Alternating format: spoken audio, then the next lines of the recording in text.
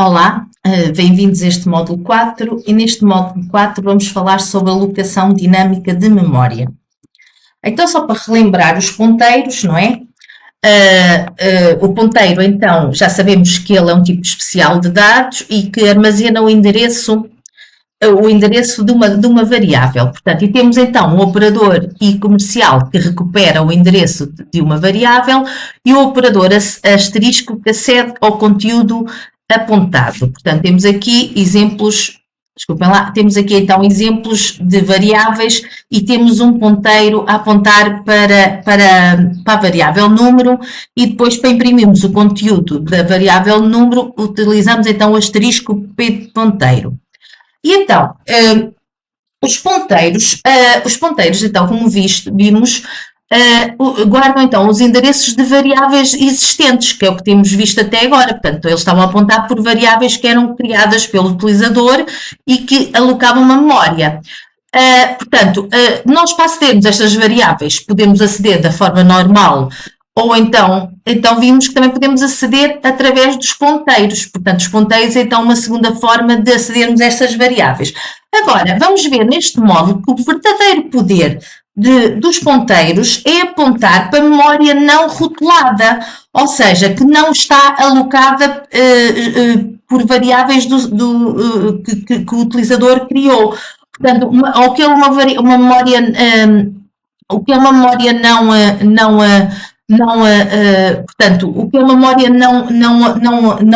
não alocada? É uma memória que ainda não tem nenhuma memória associada a ela. Portanto, o verdadeiro poder, então, dos ponteiros, vamos ver neste módulo, é apontar para a memória não rotulada, que é alocada apenas durante a execução do programa. Portanto, temos aqui o exemplo de um ponteiro que está a apontar para um espaço de memória não alocada, que é, então, esse ponteiro tem lá guardado no seu endereço o valor o primeiro endereço dessa memória não alocada. E então, vamos ver que existem então duas maneiras de alocação de memória RAM. Portanto, existe a alocação automática, que é feita quando nós declaramos uma variável. Temos aí o exemplo quando declaramos uma variável total do tipo inteiro. Vamos supor que cada linha tem o equivalente a 4 bytes, então quando nós declaramos a variável total, temos ali 4 bytes alocados para guardar o número 6, portanto, de forma automática. A alocação dinâmica, portanto, ela é feita utilizando então o operador new. Nós para alocarmos dinamicamente memória, temos sempre que utilizar o operador new.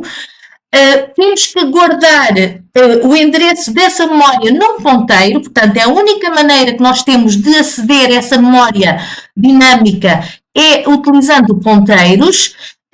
Temos que utilizar os ponteiros para aceder e para modificar os dados que estão nessa memória dinâmica e depois, no final de utilizarmos essa memória, devemos libertá-la utilizando o operador delete. Portanto, sempre que fazemos o new, não nos podemos esquecer do operador delete para fazer que essa memória possa ser utilizada para outras operações do programa.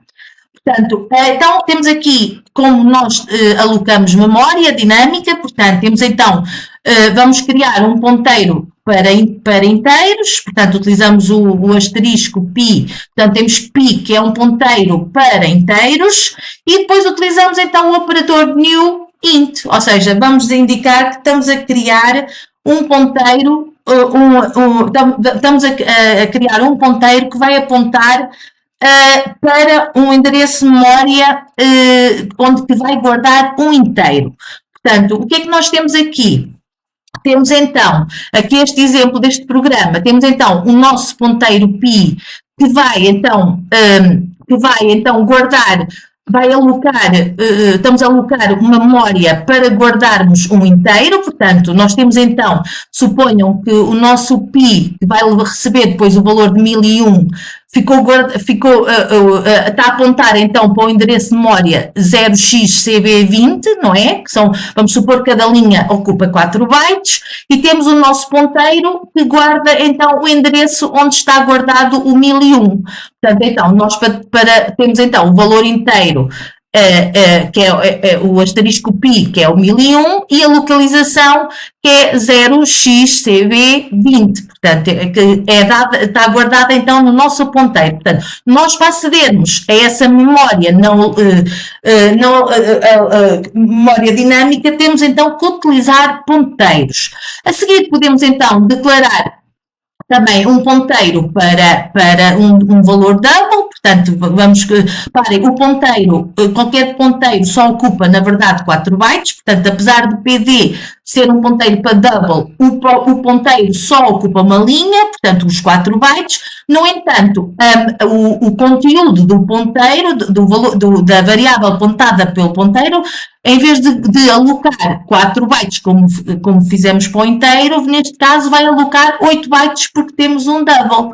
Portanto, então, nós temos aqui o exemplo de alocação dinâmica, portanto, o valor alocado pelo ponteiro, o valor de memória ocupado pelo ponteiro é igual tanto num caso como no outro.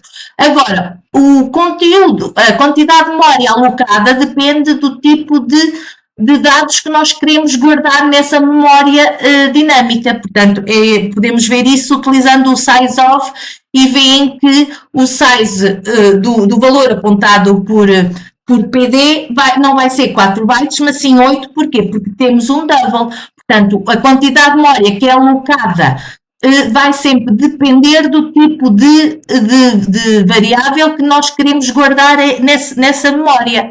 E então, o que é que nós íamos ver na saída desse programa? Portanto, no caso do tamanho do ponteiro, portanto, tanto no tamanho, se temos uma plataforma de 32 bits, temos então que já sabem que temos então o ponteiro utiliza o tamanho do ponteiro é 4 bytes. E, no entanto, o tamanho da memória alocada pelo ponteiro, no caso de inteiro, é 4 bytes e no caso do outro é 8 bytes. E então, nunca esquecer, no final de fazermos a alocação dinâmica de memória, temos sempre que fazer o delete, porque senão essa memória não pode ser mais utilizada enquanto não fizermos o delete, essa memória não pode ser utilizada nesse programa por outras funções. Portanto, o operador delete é o que vai permitir retornar a memória não mais utilizada para o sistema, para poder ser utilizado depois para a execução do programa. Portanto, parece-nos então, claro, é fácil, a gente já sabe quando faz o new, não podemos nos esquecer do delete. Só que muitas vezes o que acontece, repare, o que acontece é que muitas vezes nós criamos programas, nem sempre são lineares, né? E são estruturados. Muitas vezes nós às vezes criamos um ponteiro dentro de uma função e depois esquecemos de fazer o delete. Portanto, é muito fácil a gente esquecer de fazer o delete num programa. Portanto, ter cuidado com isso. Reparem, o delete liberta a memória alocada dinamicamente, mas não destrói o ponteiro. Portanto, o ponteiro depois pode ser reutilizado para novas alocações.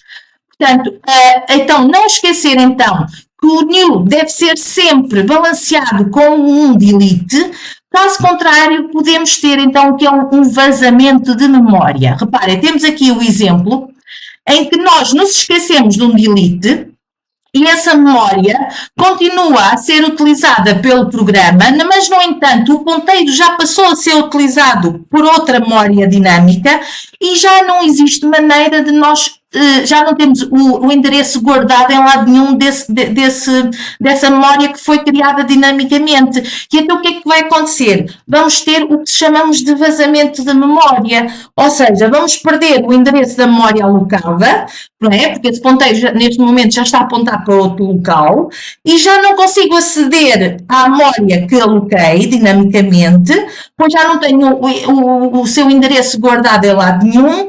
E o que vai acontecer? Pode acontecer que, pessoalmente, acontece muito em jogos, que quando temos conta, vamos ficar sem memória. Portanto, o computador começa a ter com essa memória que foi alocada dinamicamente a ser esquecida, mas não pode ser utilizada para mais nada.